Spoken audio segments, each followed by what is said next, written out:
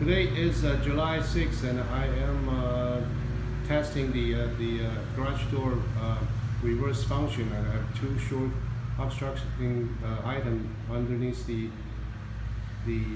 garage doors. I'm closing both of them and see if they can come out reverse.